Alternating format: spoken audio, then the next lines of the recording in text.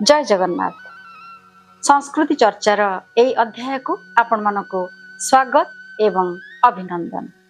संस्कृति चर्चा रे आमे आपण मानक महाप्रभु जगन्नाथंक तत्व दर्शन आविर्भाव एवं प्रत्नतात्विक प्रमाण सहित अनेक कथा कहिचु एवं आपण माने आमर ए संस्कृति चर्चा को खूब भल पाइबा देइछंती। सेति पई आमे आपनक निकटरे कृतज्ञता ज्ञापन करुचु। एबे महाप्रभुंकर घोष यात्रा, रथ यात्रा, गुंडीचा यात्रा, पतित पावन यात्रा, वृंदावन यात्रा केते यात्रा तांकर एबे सरी जाइछि।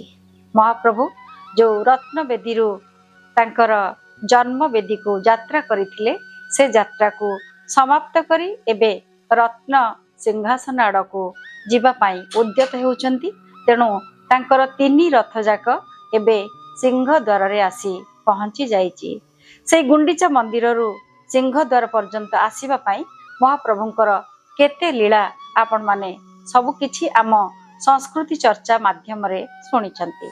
आज पवित्र सुनाबेश महाप्रभु सिंह द्वार सम्मुख रे सेमानकर रथ रे उपवेशन करिछंती एवं आपण माने जानंती रथे तु वामनं दृष्ट्वा पुनर्जन्म न विद्यते। एइथिपाई पुणी सुनाबेश रथरे सुनाबेशरे देखिबा पाई आज असंख्य भक्त मानकर भीड़ लागी रहिछि बड़ दांड उपरे। सेइथिपाई तो महाप्रभु सबुबले कहंती ना अहं तिष्ठामि वैकुंठे जोगिनां हृदयेन च मद्भक्ता जत्र गायन्ते तत्र रम्यन्ते नारद। तेणु महाप्रभु श्री जगन्नाथ सबुबले तांका भक्त मानक पाखरे थांती। से कहंती जे मु ना वैकुंठ रे थाए ना मु जोगी मानकर हृदय रे थाए, जोठी मते मोर भक्त माने डाकंती मु सेठी थाए। तेणु भक्त मानकर डाकरा रे से आज सिंह द्वार सम्मुख रे रही से तांकर नंदीघोष तालध्वज एवं दर्प दलन रथरे तीनी भाई भौणी सुना बेशरे भक्त मानकु दर्शन देवे। एई सुनाबेश देखिबा पाई काहे केते दूररु लोक माने भक्त माने धाई आसंती। एई रथ उपरे सुनाबेश दिन महाप्रभुंकु एक अपूर्व बेशरे भक्त माने देखिबा को पांती। एई सुनाबेशरे तीनी देवता चतुर्धा मूर्ति सहित सुदर्शनक सहित 138 प्रकारर सुना बेशरे सज्जित हेई थांती एवं मां सुभद्रा सुनार पद्म फूल धरी थांती। प्रभु जगन्नाथ सुनार पद्म शंख पद्म तांक हाथ रे शोभा पाउ थाए। बलभद्रंकर कांधरे सुनार लंगल थाए। एमती केते प्रकारर आभूषण रे से भूषित होंती। सेई अपूर्व दृश्य देखिबा पाई बहु जनगहली लागि थाए। एई सुनाबेश दिन एते सुनाबेश सहित भी महाप्रभु जो फूलर गुणा नाकरे लगेई थांती।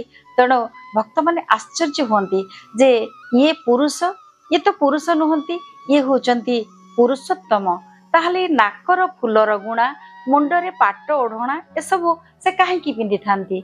सेथि पई को जने भक्त गाय उठुथांती नाकरे फूलर गुणा मुंडरे पाट ओढ़णा से पुणी पुरुषे गणा नाकरे फूलर गुणा। ये जो अद्भुत रहस्य सर्वं रहस्यं पुरुषोत्तमस्य देवा न जानती कुतः मनुष्य। ये कौन एक रहस्य नुहे कहिले दर्शक बंधु आपण माने जे एते सुना अलंकार रे विभूषित हे से रथ उपरे नंदीघोष तालध्वज दर्प दलन रे दर्शन दौचंदी एवं महाप्रभु जगन्नाथ एते सुनार शंख पद्म सुनार हाथ सुनार गहना से जो राजकीय बेशरे भूषित हुंती आभूषित हुंती सेथिरे पुणी से फूलर तियारी नाकर गुणा काहे के लगेई थांती। से परा पुरुष, से परा पुरुषोत्तम। तेणु को पुरुष नाकरे गुणा लगेइथिबार आपण देखिछंती कि मुंडरे पाट ओढ़णा पकेइबार आपण देखिछंती कि सेति पई कहा जाए से होचंती सर्व रहस्यर रहस्य। तेणु सेई रहस्यमय जगन्नाथंकु सेई रहस्यमय महाप्रभुंकु सुना बेशरे देखिबा पाई आज असंख्य भक्तगण केते दूर दूरांतररू धाई आसीचंती एवं पुणी बड़दाण्ड लोकारण्य हे उठिची से फेरी आसीचंती तांकर जन्मवेदी रत्नवेदी को जीवा पाई। तेणु लीलामयंकर ए लीला को देखिबा पाई असंख्य भक्त मानकर जो भिड़ लगी रही से भक्त मानकर सुनाबेशर जगन्नाथ सुनाबेशर महाप्रभु से मानकर मनोकामना पूर्ण करंतु आमे निश्चय कामना करिबा। एई सुनाबेश परदिन आरंभ हो जीव महाप्रभुंकर अधरपणार कथा। अधरपणा कथा आपण जानती। अधर अर्थ होची ओठ। तेणु तांकर महाप्रभु जो तीन जन जाक बसिचंती रथ उपरे नंदीघोष दर्प दलन एवं तालध्वज उपरे जो उपवेशन करिचंती से तांकर जो अधर बा ओठ जेतिकी उच्चा सेतिकी उच्चता विशिष्ट नौटी घुम तांक ओठ पाखरे बा अधर पाखरे रखा जिवो। एठी मु घुम शब्दटी व्यवहार करूची कारण आपण माने जे हमर कार्यक्रम जो माने देखुचंती से माने निश्चय से मानकर पिला मानकू कहिबे जे माटी रे तियारी ए जो पात्र 9टी पात्र महाप्रभुंकर रथ उपरे थुआ जीवो ताको घुम कहा जाए। एवं ए घुम होची हमर गोटे अति प्राचीन ओडिया शब्द। ताहा आगुर गाँ गहली रे बहु भावरे व्यवहार करा जाउथला। ए घुमरे चाउल रखा होउथला, ए घुमरे धान रखा होउथला, ए घुमरे पानी रखा जाउथला। ए जो घुम शब्दटी अति प्राचीन शब्द एवं ओडियार गोटे विभव बोली आमे शब्द बोली आमे व्यवहार करिबा। तेणु ए जो 9टी घुमरे अधरर उच्चतारे ए घुम तैयारी करा जाय थाए एवं तिनी देवतांकर तिनी रथरे 9टी जो घुम रखा जाए 3टी लेखाएं घुम रखा जाए।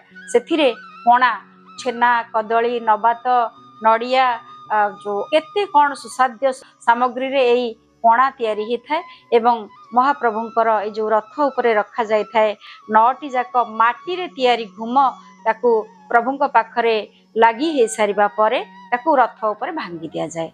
रथ उपरे भांगी दिया जिबा परे से जो चारियाडे बिछाड़ी हे पड़े ताकू तो भक्त माने प्रसाद सहित महाप्रसाद भली तोली नबा पाई व्यग्र होई उठी थांती। किंतु यार असल रहस्य होची जे रथ उपरे एई जो आमर 9टी जाक माटीर घुम को पणा भर्ती माटीर घुम को भंगा जाए। ताहा रथरे उपवेशन करिथिबा पार्श्व देवता एवं जेते चंडी चामुंडा गण अछंती सेमानकु संतुष्ट करिबा पाई कि सेमानक निकटरे सर्व मंगल कामना करिबा पाई एई पणा दिया कार्यक्रम होइथाय एवं 9टी माटी घुमरे महाप्रभु को ए जो पणा दिया जाय थाए अर्पण करा जाय थाए ताकू कहा जाय अधर पणा। महाप्रभुंकर एई अधर पणार कार्यक्रम सरिबा परदिन आरंभ हो जाए नीलाद्री विजय कार्यक्रम।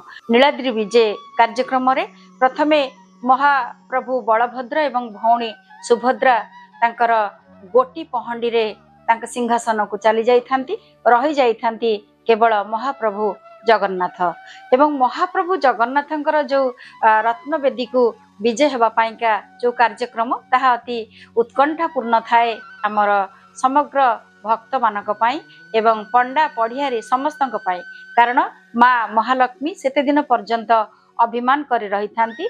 जय विजय द्वार पाखरे तांकर सिंह द्वार कबाट को से बंद कर दियंती एवं चाहाणी मंडप पाखरे आरंभ हो जाए महाप्रभु जगन्नाथ एवं लक्ष्मीकर कली। लक्ष्मी नारायण भेट हुए प्रथमे एवं तापरे याकू कहा जाए लक्ष्मी नारायण भेट अति गोटे मांगलिक मुहूर्त मधुमय मुहूर्त मधुर मुहूर्त। ए मुहूर्त को समस्त अपेक्षा कर रही थांती।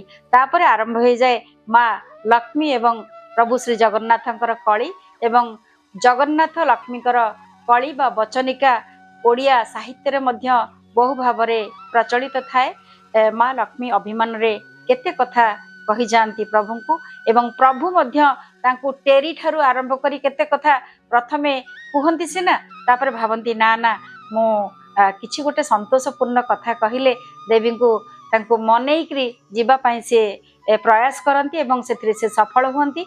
महाप्रभु चेष्टा करंती जे महालक्ष्मी को संतुष्ट करी कली न करी भीतर को जीवा पाई। तेणु तांकु रसगोला दे प्रसन्न करने को चेष्टा करती एवं से चेष्टा रे सफल भी होती।